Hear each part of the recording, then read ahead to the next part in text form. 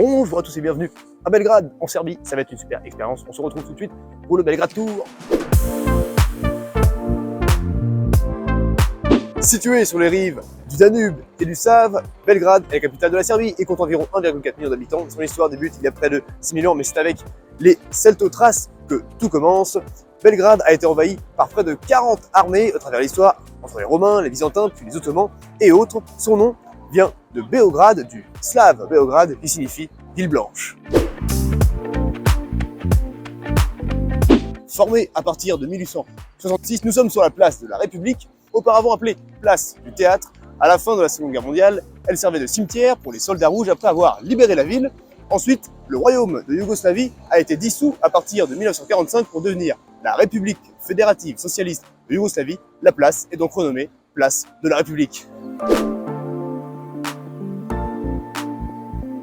Édifiée entre 1939 et 2020, voici l'église Saint-Sava, édifiée en hommage à Saint Sava, le fondateur de l'église orthodoxe serbe.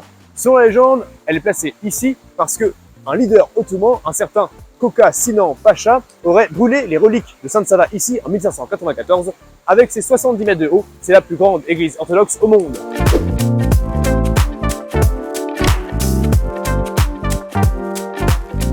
Située dans le parc de Kameldam, voici la forteresse de Belgrade, érigée au 1er siècle après Jésus-Christ, essentiellement par les Romains pour protéger la ville, car située au carrefour des routes commerciales reliant l'Europe occidentale et l'Europe orientale, et notamment la route vers Constantinople.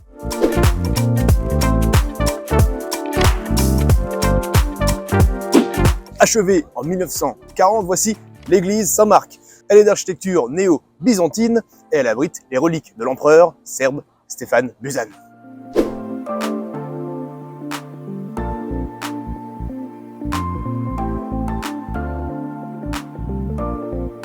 Souvent comparé au quartier de Montmartre à Paris, nous sommes dans le quartier de Spoladiya, qui est un quartier bohème et insouciant de la capitale serbe. Au XIXe siècle, les écrivains et les artistes qui composaient le quartier fréquentaient l'auberge des Dardanelles qui a été démolie. Ensuite, ils se sont diffusés pour fréquenter d'autres auberges aux alentours, ce qui ont fait la réputation du quartier.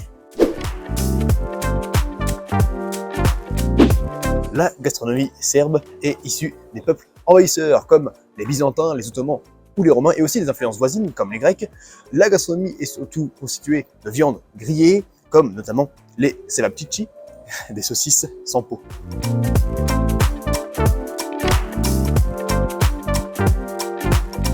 Le Belgrade Tour, c'est déjà terminé. Un grand merci à Geoffrey et Tom, juste derrière la caméra, on les remercie.